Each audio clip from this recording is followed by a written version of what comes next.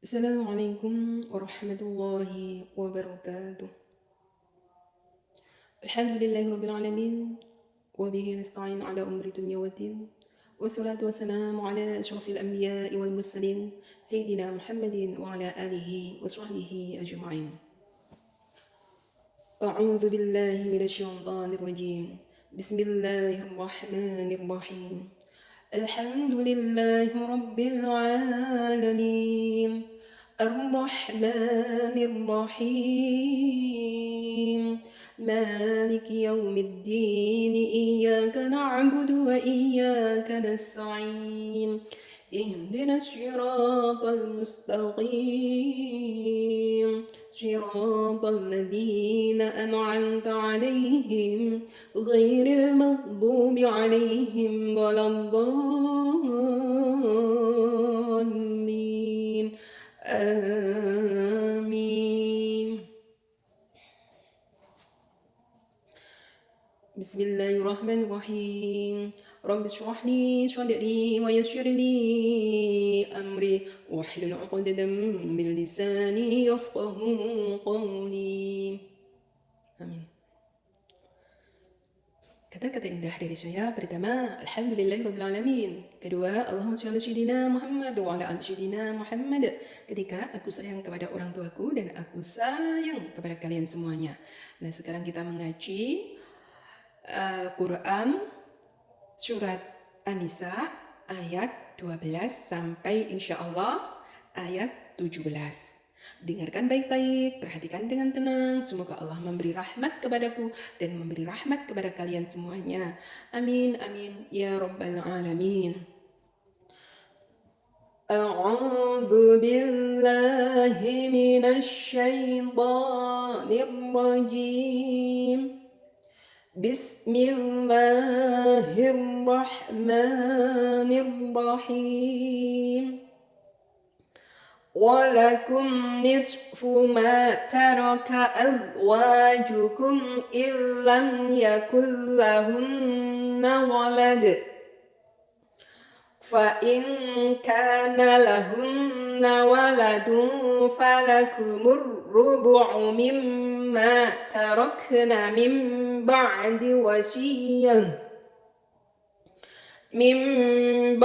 وصية يوصين بها أو دين، ولهن الربع مما تركتم إن لم يكن لكم ولد،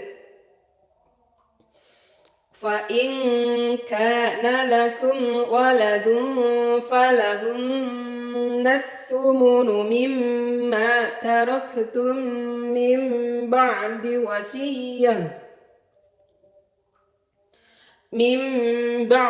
وصية توصون بها أو دين، وإن كان رجل يورث كلالة أو امرأة وله أخ أو أخت فلكل واحد منهما السدس، فإن كانوا أكثر من ذلك فهم شركاء في الثلث من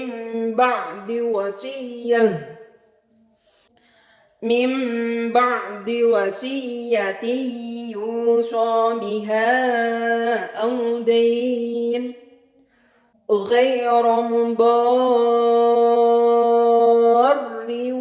وصية من الله والله عليم حليم.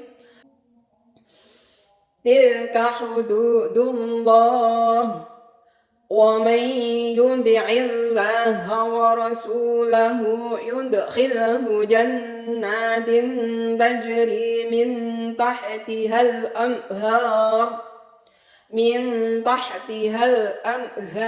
خالدين فيها، وذلك الفوز العظيم.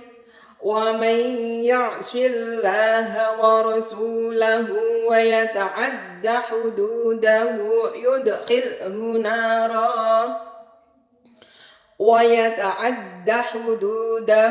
يدخله نارا خالدا فيها وله عذاب مهين واللاتي يأتين الفاحشة من نسائكم فاستشهدوا عليهن 4 منكم فإن شهدوا فأمسكوهن في البيوت حتى يتوفاهن الموت أو يجعل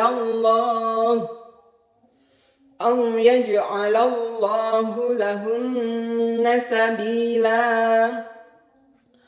واللذان يأتيانها منكم فآذوهما فإن تابا وأصلحا فأعرضوا عنهما إن الله كان توابا رحيما إنما التوبة على الله للذين يعملون السوء بجهالة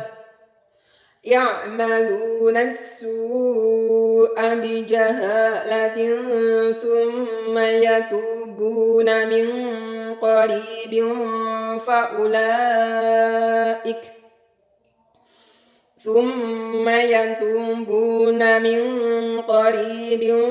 فأولئك يتوب الله عليهم وكان الله عليما حكيما صدق الله العظيم. Nah, demikian tadi belajar tartil ya. Nanti kita dengarkan lagi videonya, rekamannya, sehingga kita tahu mana yang salah, mana yang benar ya,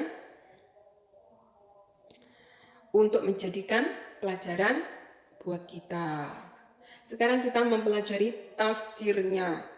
Dengarkan baik-baik, perhatikan dengan tenang. Semoga Allah memberi rahmat kepadaku dan memberi rahmat kepada kalian semua. Amin amin ya rabbal alamin.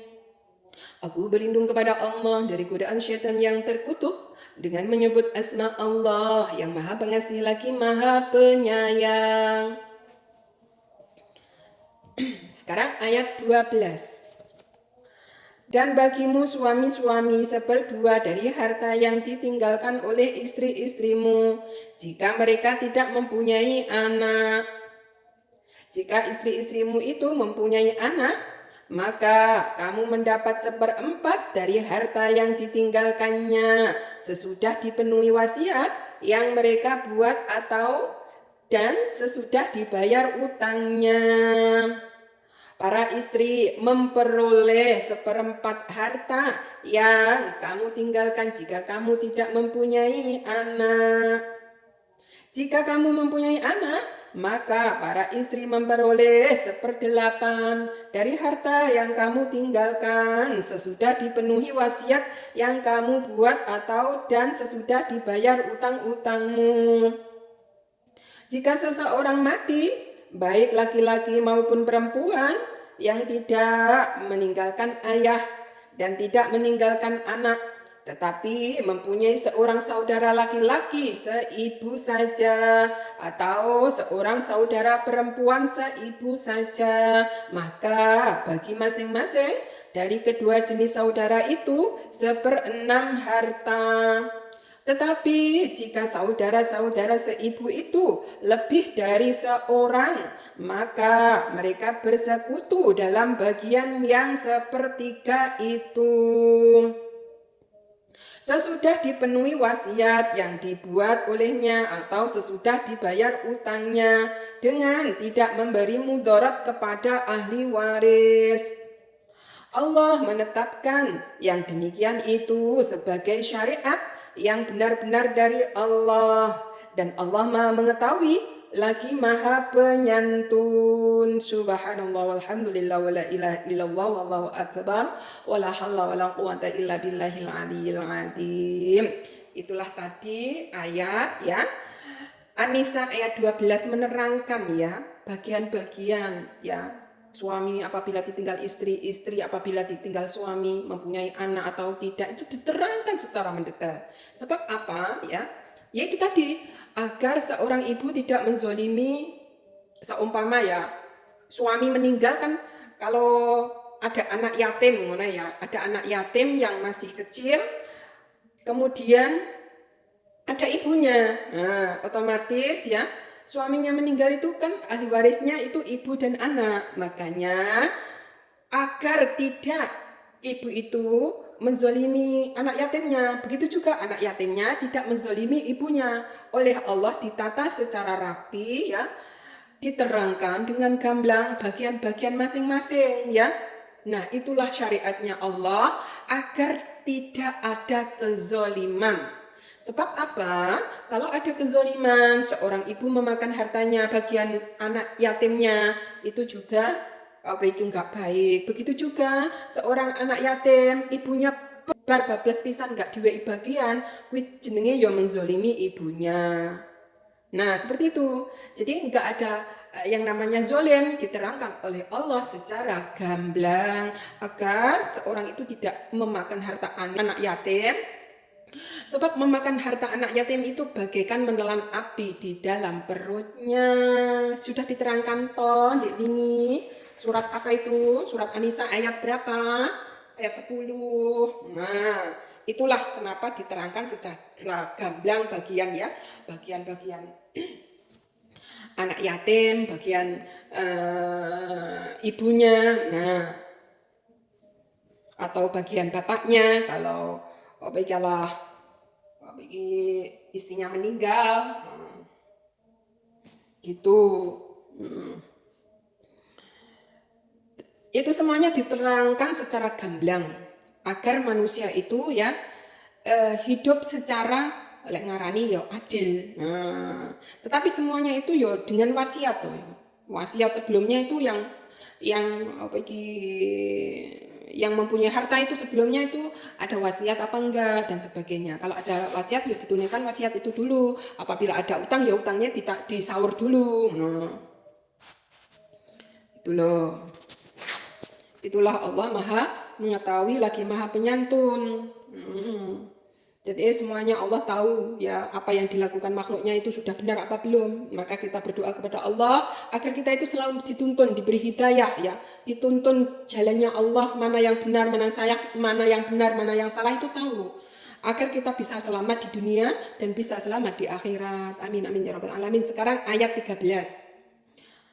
Hukum-hukum tersebut itu adalah ketentuan-ketentuan dari Allah.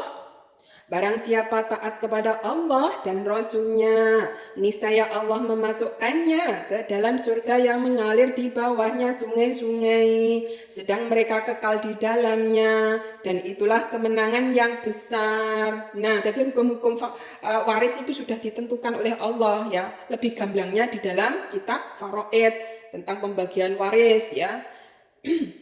lebih luas nanti keterangannya akan menjadi lebih paham.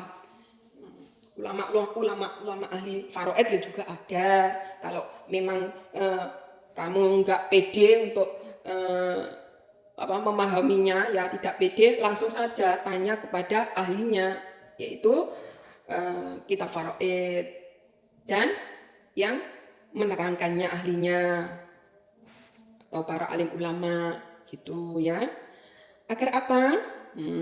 Agar kamu tidak zolim, agar kamu nanti bisa masuk ke jannahnya Allah. Di sana itu nikmatnya kekal. Nah, itulah kemenangan yang besar. Leng dunia yo apa lho warisan iki. Warisan iki lho lek wong rakus-rakuse wong ya, warisan kuwi seumpama dirakuskan ya, wong lek rakus didol. Berngono berdidol apa uangnya hilang, apa uangnya habis ngono. Enggak jadi apa-apa. Itu banyak sekali. Makanya harta pusaka atau harta waris itu ya, kalau memang tempatnya jauh ya dijual nih. Nah, dijual nih di tempat yang lebih dekat ngono.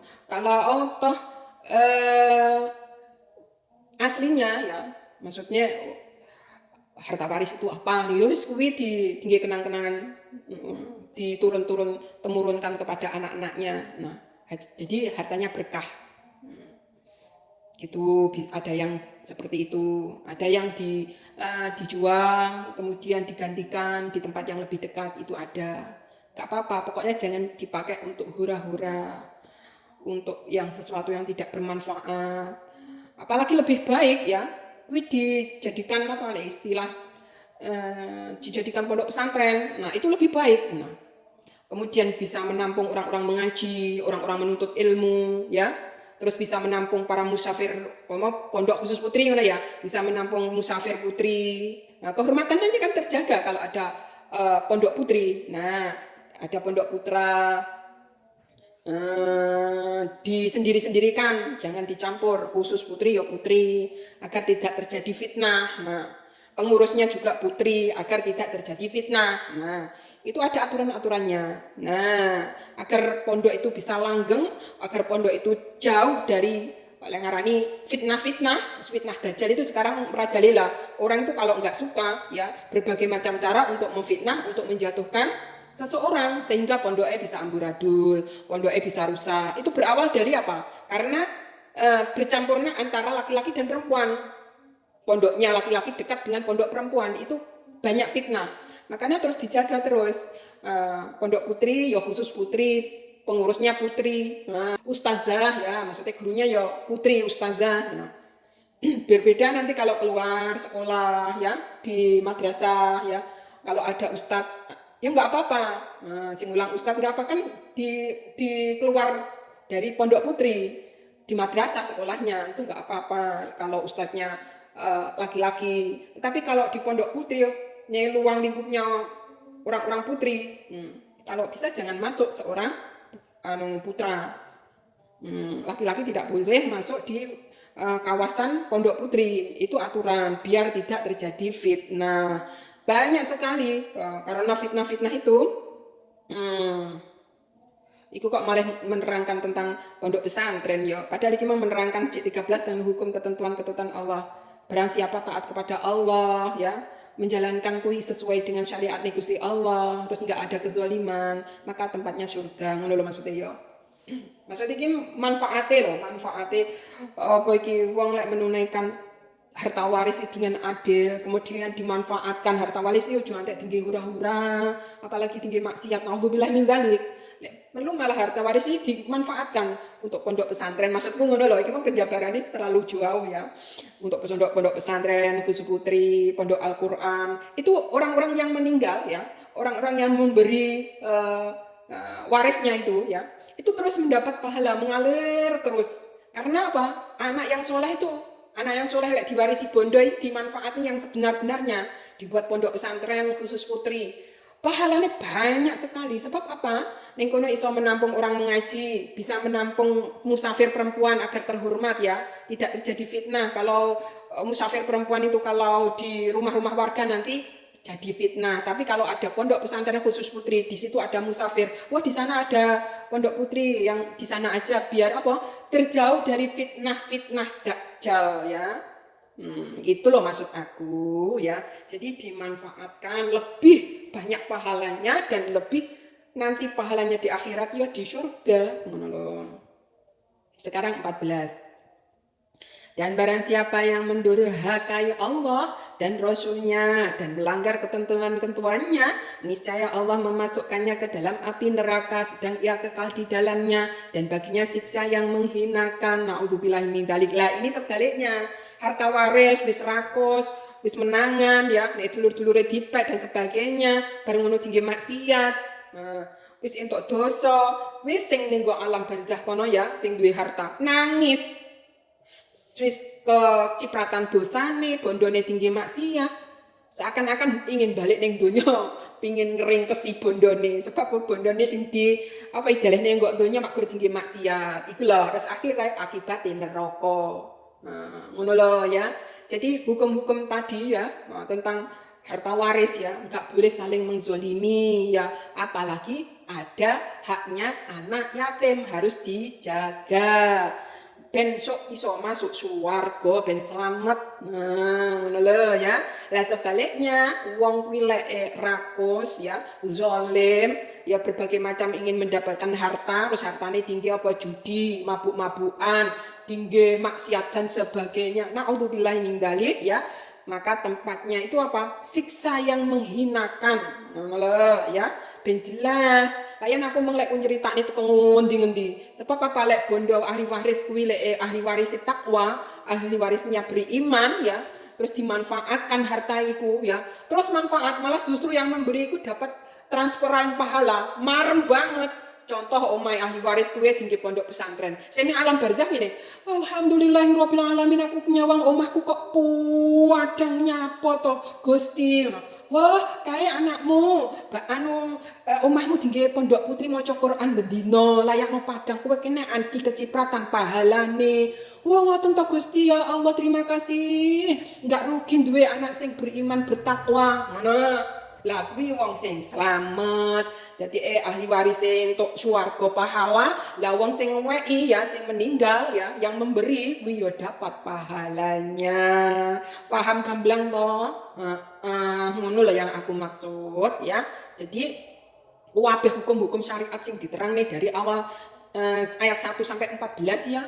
Itu menerangkan agar manusia itu enggak zolim wis ya, menempatkan sesuatu pada tempatnya ya.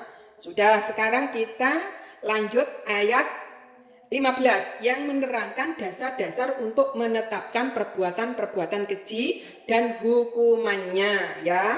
Dengarkan baik-baik. 15. Dan terhadap para wanita yang mengerjakan perbuatan keji, hendaklah ada 4 orang saksi di antara kamu yang menyaksikannya. Kemudian apabila mereka telah memberi persaksian, maka kurunglah mereka wanita-wanita itu dalam rumah sampai mereka menemui ajalnya, atau sampai Allah memberi jalan yang lain kepadanya. Nah, ini menerangkan ya dasar-dasar perbuatan ya, perbuatan keji yang dilakukan wanita. Nah, kuwi kudu enek 4 orang saksi ya. Dan 4 orang saksi itu benar-benar melihat tentang perzinaan ini kudu harus ada 4 orang saksi.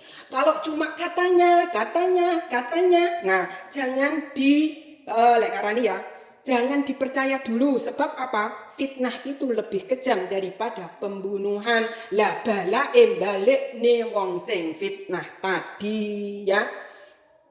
Lek wong sing wis duwe apa lek ngarani bojo kuwi dirajam lek ngarani hukum anu sampai menemui apa lek sampai mati ya. Naudzubillahi min dzalik, hukum-hukum kuwi perbuatan sing keji-keji kuwi ya. Jadi perbuatan keji bukan hanya zina, contohnya juga mencuri, contohnya apalagi perbuatan keji itu memfitnah, kuwi keji. Terus perbuatan keji itu apalagi? Pokoknya banyak perbuatan keji ya selain zina. Nah, jadi menerangkan ilmu itu jangan malu-malu. Kalau menerangkan ilmu itu secara gamblang, apabila ada seorang wanita melakukan perbuatan keji itu harus ada 4 orang saksi yang melihatnya. Lek saiki no penak. Saiki ngono di CCTV ya, enek HP, di foto, di video. Sekarang itu mudah sekali. Tapi lek pada zaman dulu itu harus dengan 4 orang saksi. Nah, kalau ada orang 4 saksi itu diproses ya, diadili. Nah, dan ada dasar-dasarnya, bukti-buktinya agar tidak terjadi kezaliman atau salah paham. Itu loh ya. Jadi memang ada hukumnya ya. Apabila seorang itu melakukan perbuatan keji sesuai dengan perbuatannya apa? Itu diterangkan Islam secara gamblang. Di dalam Indonesia itu sesuai hukum. Nah, negarane kene mergo negara hukum ya. Itu dengan lengarnya diadili nenggo pengadilan. Nah, di negara Islam ya pakai hukum Islam. Lanjut ya. 16. dan terhadap dua orang yang melakukan perbuatan keji di antara kamu, maka berilah hukuman kepada keduanya. Kemudian jika keduanya bertobat dan memperbaiki diri, maka biarkanlah mereka. Sesungguhnya Allah Maha menerima tobat, lagi Maha penyayang. Nah, ayat 16 ki enek muda-mudi pacaran, ngono ya. Pacaran sini kan yo dilarang di dalam Islam. Sehingga dia berbuat perbuatan keji, melakukan perzinaan, ngono ya. Maka kan menghukumi keduanya, dihukumi ya sesuai dengan hukumnya. Tetapi kalau mereka keduanya itu bertobat, contohnya dengan menikah, mana ya, akhirnya kan kalau sudah menikah kan enggak terjadi perzinaan, terus menjadi orang yang baik, sudah bertobat ya, terus akhirnya dia menjadi orang yang bertakwa. Nah, Allah menerima tobat mereka. Mana ya. Jadi mudah-mudi daripada kamu pacaran ya, lebih baik nikah aja. Nah, nikah itu menghalalkan yang haram. Kalau kamu pacaran itu kan haram, sentuh-sentuhan, naudzubillah min dzalik, ini haram. Pandang-pandangan itu haram. Tetapi kalau sudah menikah, nah, kamu sudah jadi semuanya ibadah. Nah, makanya mudah-mudi daripada kamu pacaran, lebih baik bersolawatan. Toh kalau kamu menemukan wanita yang baik-baik, maka datangilah rumahnya, ya, lamar ya. Izin sama orang tuanya, boleh enggak dinikahi anaknya. Nah, itu cara yang bijaksana, cara yang terhormat. Menghormati wanita ya seperti itu. Enggak diluk-diluk malah dijak metu, dijak jalan-jalan, shopping-shopping ya. Terus orang tuanya malah justru dicoreng mukanya lah kalau seperti itu. Bagi mereka orang yang tidak berilmu ya bangga koyok ngono kuwi. Tapi bagi orang yang berilmu ya, itu justru anak itu kalau ibaratnya ta'aruf ngono ya. Lek ngarani Islami bolehnya ta'aruf ya. Kenalan dulu bagaimana sekolahnya, pribadinya, baik apa buruk, terus orangnya seperti apa, suaranya seperti apa, bisa bersuara apa enggak. Nah, itu jenenge ta'aruf. Kalau sudah ada kecocokan, ya tanya, boleh enggak Pak, iki putrinya dinikahi. Nah, itu terhormat. Orang tuanya terhormat, anaknya juga jadi wanita terhormat. Nah, justru wong sing enggak terhormati ya, anaknya hukum dinikahi, dijak jalan-jalan, metu sedino dan sebagainya, itu adalah menghinakan orang tuanya, juga menghinakan wanita tersebut. Nah, makanya bertobatlah. Kalau belum bertobat ya orang-orang ya, remaja-remaja ya, pemuda-pemudi ya, lebih baik menikah. Kalau memang belum belum siap, lebih baik jauhilah, jaga kehormatan wanita ya. Mencintai bukan harus memegang, mencintai bukan harus meraba, mencintai bukan harus memiliki, tetapi mencintai itu menghormati. Kalau toh ia ditakdirkan oleh Allah, itu pasti akan jadi milikmu ya. Tetapi kalau Allah tidak menakdirkan, kamu terhormat, perempuannya juga terhormat. Nah, bersih semuanya. Nah, makanya yang di dalam Islam itu yang dikenalkan itu ta'aruf, bukan pacaran ya. Gitu ya. Sudah paham kan ya? Semoga orang-orang yang dahulunya pacaran sebelum menikah ya, semoga mereka kalau bertobat diampuni oleh Allah. Nah, contohnya mereka sebelum menikah pacaran kemudian sampai berbuat yang keji ya, terus dia menjadi suami istri, terus mereka bertobat, terus mempunyai putra-putri, terus keluarganya sakinah mawaddah warahmah, beriman bertakwa, putra-putrinya dididik dengan baik ya. Insya Allah mereka akan selamat, diampuni oleh Allah. Jangan pesimis ya. Iso optimis, memang iki janjine Gusti Allah. Allah mengampuni mereka yang bertobat. Nah, wong pacaran-pacaran kuwi lho tobat to ben diampuni Gusti Allah. Ojo pacaran, lek iso ta'aruf wae. Lek berta'aruf minta izin sama bapaknya boleh dinikahi apa enggak. Nah, setelah itu dibawa ke KUA, halal deh. Nah, gitu mudah. Menikah itu enggak harus pesta pora kan, yang penting ke KUA dulu. Nah, masalah pesta-pesta itu kalau sudah ada rezeki boleh, gitu loh. Yang penting selamat ya, tidak melakukan perbuatan keji yang diharamkan oleh Allah Subhanahu wa Ta'ala.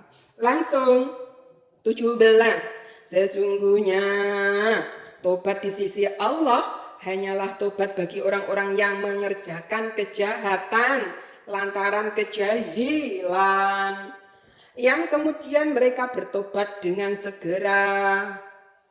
Maka mereka itulah yang diterima Allah tobatnya, dan Allah maha mengetahui lagi maha bijaksana.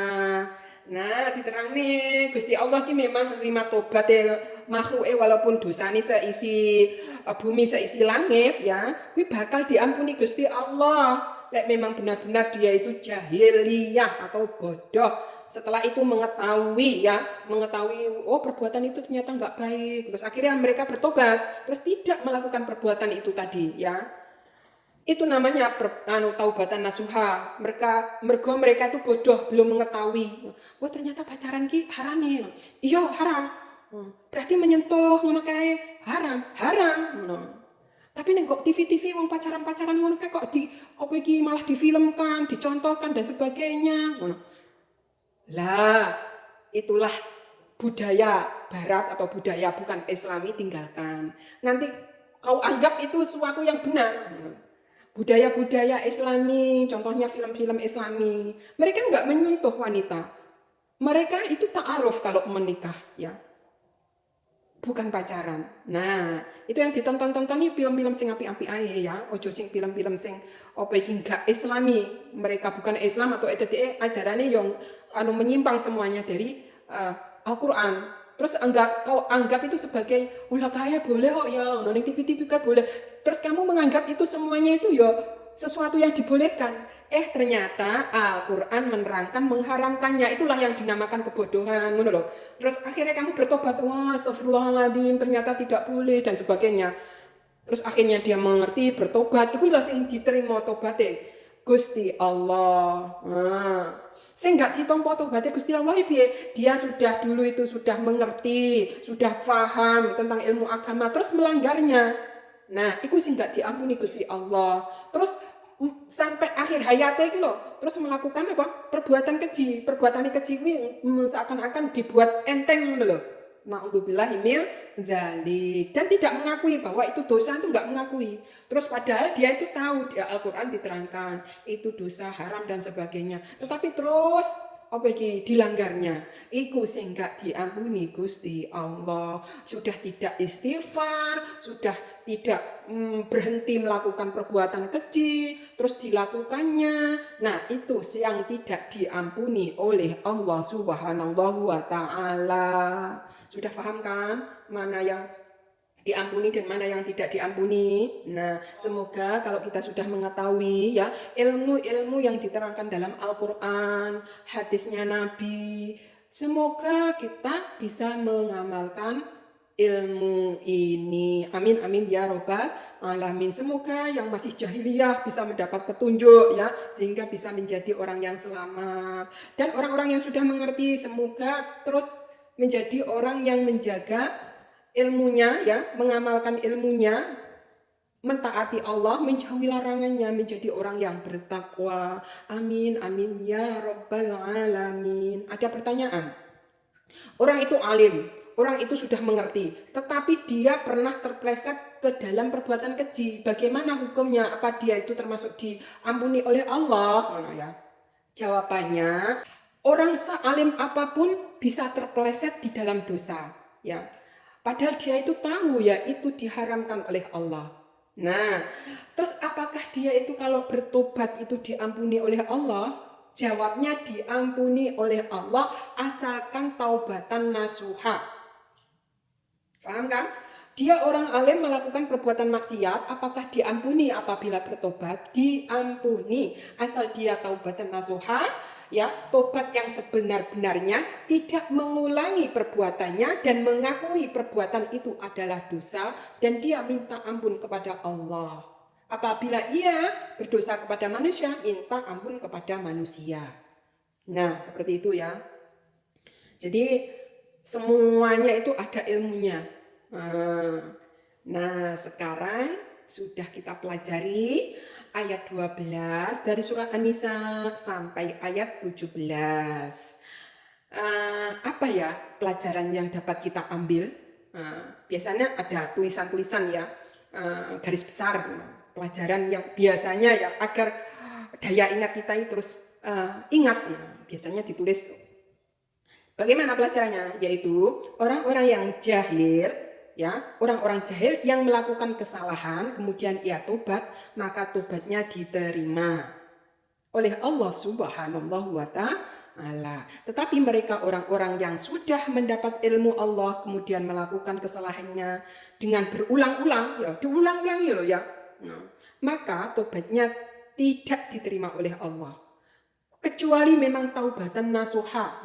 Taubatan nasuha ya taubat yang sebenar-benarnya, taubat sampai akhir hayatnya, husnul khotimah. Nah, itulah. Ada pertanyaan, katanya orang itu ya mempunyai dosa selama ia itu belum mati, belum sampai nafas nyawa itu di kerongkongan, ya katanya diampuni oleh Allah. Ya betul.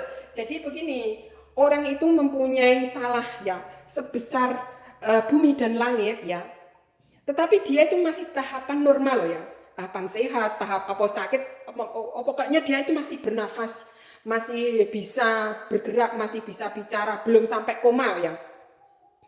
Maka taubatannya itu diterima, walaupun dosanya seisi langit, seisi bumi. Nah, kemudian dia bertobat, terus setelah itu kan nggak melakukan perbuatan keji sampai akhir hayatnya, maka dia diampuni oleh Allah. Yang tidak diampuni perbuatan yang diulang-ulang sampai akhir hayatnya, ya, terus diulang-ulang sampai akhir hayatnya melakukan perbuatan keji dan tidak istighfar kepada Allah, itu sih nggak diampuni. Seakan-akan perbuatan keji itu bukan perbuatan dosa, atau ya orang melakukan dosa kan nggak ada akibatnya, meremehkan loh. Ibaratnya meremehkan perbuatan keji itu loh, sih nggak diampuni Gusti Allah. Ngono lho. Utawa contoh ini, minum-minuman keras. Minuman keras itu terus diulang-ulang. Padahal dia mengetahui kalau minuman keras itu diharamkan Allah. Terus dia minum terus. Nah, sampai menjelang ajalnya. Nah, kuwi jenenge yang tidak diampuni oleh Allah. Yang diampuni oleh Allah ini begini.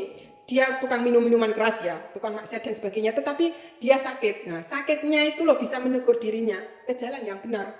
Ketika dia sakit, dia sadar. Terus kemudian dia istighfar. Kemudian dia itu menjalankan perintah Allah, menjauhi larangannya. Ya, walaupun dalam keadaan sakit, ternyata sakitnya hikmahnya untuk menghapus dosa-dosanya. Nah, itulah hikmahnya umatnya Kanjeng Nabi Muhammad ditegur ya, dua pelajaran lewat sakit, sehingga apa? Dosa-dosanya diampuni sampai menjelang ajalnya husnul khotimah. Wih, berarti diampuni oleh Allah karena dia sudah bertobat sampai akhir hayatnya. Nah, itu yang diampuni oleh. Tapi sebelumnya sebelumnya masih muda itu perbuatannya terus diulang-ulang loh, perbuatan kejinya, perbuatan yang diharamkan Allah. Iya. Makanya dosanya kan malah seisi bumi dan seisi langit, oke banget toh. Lah, karena dia itu diberi penyakit oleh Allah, maka penyakitnya itu bisa menggugurkan dosanya. Nah, sampai akhirnya hayatnya kan menjalankan perintah Allah, menjauhi larangannya, terus istighfar terus kepada Allah. Maka akhir hayatnya menghembuskan nafas terakhirnya itu bertaubatan nasuha ya. Berarti akhir husnul khotimah, akhir yang baik menurut. Paham kan?